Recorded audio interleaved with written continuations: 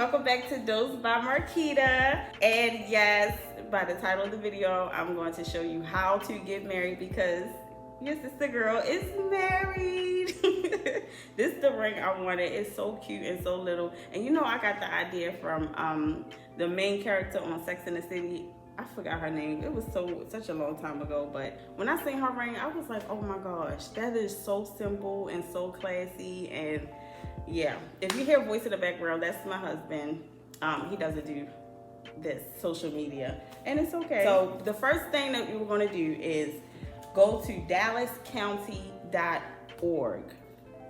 Once you go to the home page, you're going to scroll under a search bar and tap records. Now, once you tap records, then you're going to click marriage license. Looking at my notes. So if you see me looking over here, I got notes taken down. Also show some examples here of what it looks like. Next page gives the location. Make sure you go to 500 Elm Street because we were on another site. Later on, we found out it was the wrong site. The website wasn't updated. So another location, the lady told us that no, 500 Elm Street is the location. And on that page, it'll have like the address, it'll have a phone number, or it'll have a link that you can click on to apply for your license online. Once both parties' info is completed, then you select a date to obtain your marriage license. Now, that's why we just want to let you guys know that due to COVID, they actually are requiring that you apply for the marriage license online. So don't try to just walk down to the office to actually get it. You gotta have an appointment due to COVID. So. You must have an appointment due to COVID. So they're not accepting walk-ins at all. I will show you where you can walk in later on in this. So once both parties' info is completed and you select a date to obtain your license, you cannot get married until 72 hours has passed. Now, keep in mind, when you go to actually pick up your marriage license, the cost is $85. Now, this is where you can have a debit card because later on I'll show you where you cannot have a debit card at all. The representative will give you a list of judges or justice of the peace along with your license. So she'll hand you this long, like this, certificate of marriage, and then you get your, make sure it'll be a gold seal on it. She'll also give you an envelope, a list of justice of the peace, and you just look to see which one is closest to you. So I just found my receipt for the marriage license. It was $81 plus a $2.95 convenience fee because we had a debit card at the time. So it came up to $83.95.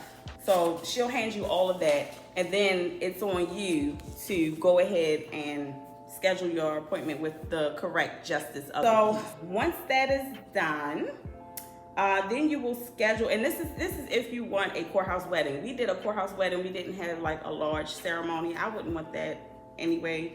The courthouse wedding was nice and intimate. It was just me, my husband, the judge. We didn't need any witnesses. You actually can't have any witnesses because of COVID. Yeah. But then it says you can schedule on your 73rd hour, you can schedule to get married. And once you arrive, please make sure you have cash. You have to schedule an appointment and have the exact amount of cash you need. Each justice of the peace, they have their own price. We paid $100 for our license. When we went there, we actually didn't have cash, but they do have an ATM there. So just be prepared and make sure you have cash with you. So once we handed her the cash and handed her our license, and you know, it's like a little application that you have to fill out once you get there, the lady there will offer you two choices. So your first choice will be, you can allow the judge and his team to have your marriage finalized, which takes 5 to 6 weeks. Or you can seal the deal and hand deliver it yourself back down to 500 Elm Street. Now, what she told me is if the team and the judge, if I had to wait for them to take my marriage license back down to the court, the state does not consider me legally married until 5 to 6 weeks after the marriage.